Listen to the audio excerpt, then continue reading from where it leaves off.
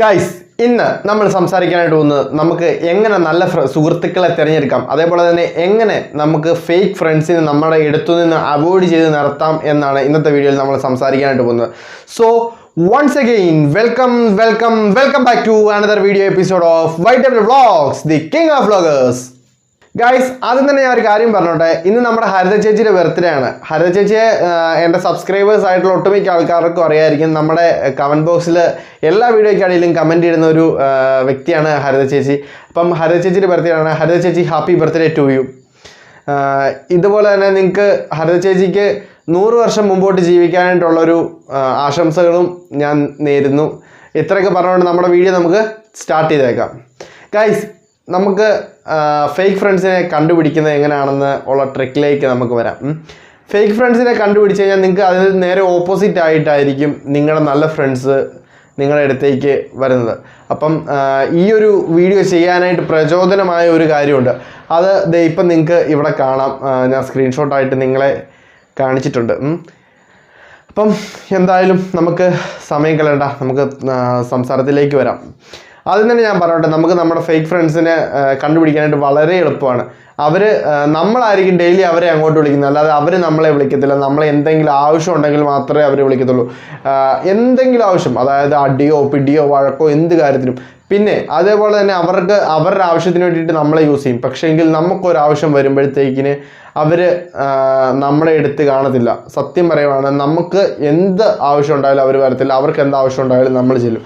കാരണം നമ്മൾ അവരെ നമ്മുടെ സ്വന്തം സുഹൃത്തിനെ പോലെ അല്ലെങ്കിൽ നമ്മുടെ സ്വന്തം ചങ്കായിട്ടായിരിക്കും കരുതുന്നത്. പക്ഷേ എങ്കിൽ അവർ നമ്മളെ അങ്ങനെ ആയിരിക്കുകയല്ല കരുതുന്നത്. അതുകൊണ്ടാണ് അങ്ങനെ സംഭവിക്കുന്നത്.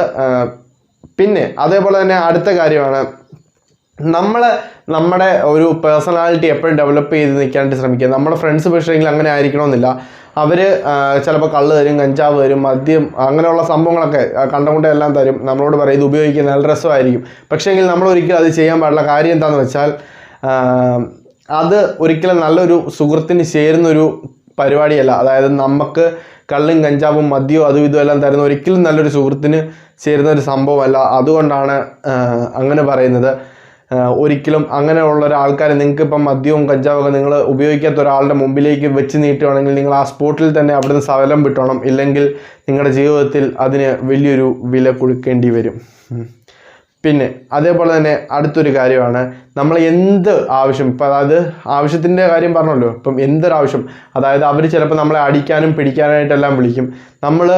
അവൻ നമ്മുടെ സുഹൃത്താണ്, അവനിട്ട് ആരും തല്ലരുത് എന്നൊരു പ്രതീക്ഷയിൽ നമ്മൾ ചെല്ലും. പക്ഷേങ്കിൽ അവിടെ ചെന്ന് അവൻ ചിലപ്പം ഒരുത്തനിട്ട് കുത്തുമായിരിക്കും. അപ്പം ആ ഒരു കേസ് നമ്മുടെ തലയിലേക്ക് ചിലപ്പം ആ ഫ്രണ്ട് നമ്മുടെ തലയിലേക്ക് കെട്ടിവെക്കാനായിട്ട് ശ്രമിക്കും. അതുകൊണ്ടാണ് അത് മെയിനായിട്ടുള്ളൊരു പോയിൻ്റായിട്ട് തന്നെ ഞാൻ പറയുന്നത്.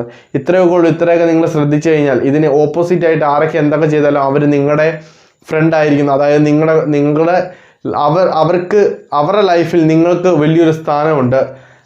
അതുകൊണ്ടാണ് അവർ അങ്ങനെ ചെയ്യുന്നത്.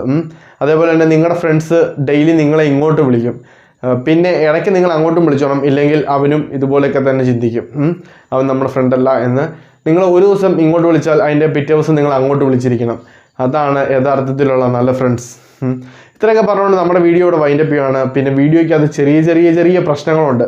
കാര്യം എന്താണെന്ന് വെച്ചാൽ കുറച്ച് ദിവസമായി നമ്മൾ വീഡിയോ ചെയ്തിട്ട്, അതുകൊണ്ട് എന്തോ ഒരു ട്രബിൾ. നമ്മൾ 2-3 ദിവസമായില്ലേ വീഡിയോസൊക്കെ ചെയ്തിട്ട്, അതുകൊണ്ട് എന്തോ ഒരു സ്റ്റാർട്ടിങ് ട്രബിൾ. 2 ദിവസത്തിനുള്ളിൽ നമുക്ക് ശരിയാക്കാം. എന്തായാലും ഇത്രയൊക്കെ പറഞ്ഞുകൊണ്ട് നമ്മുടെ വീഡിയോ നമ്മളിവിടെ വൈൻഡപ്പ് ചെയ്യുന്നു. നാളെ നമുക്ക് ഇതിനേക്കാളും നല്ല കിടിലൻ കണ്ടന്റുമായിട്ട് കാണാം.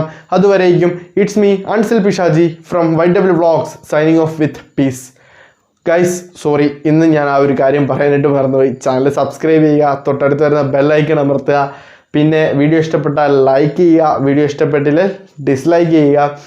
പിന്നെ നിങ്ങളുടെ അഭിപ്രായം, നിർദ്ദേശങ്ങളും കാര്യങ്ങളെല്ലാം കമൻറ്റ് ബോക്സിലൂടെ രേഖപ്പെടുത്തി എന്നെ അറിയിക്കുക. ഡിസ്ലൈക്ക് ചെയ്തവർ ഉറപ്പായിട്ടും കമൻറ്റിലൂടെ എന്ത് കാരണത്താലാണ് വീഡിയോ ഡിസ്ലൈക്ക് ചെയ്തത് എന്നും കൂടി പറയണം. ഇത്രയൊക്കെ പറഞ്ഞുകൊണ്ട് നമുക്ക് നിർത്തിയേക്കാം.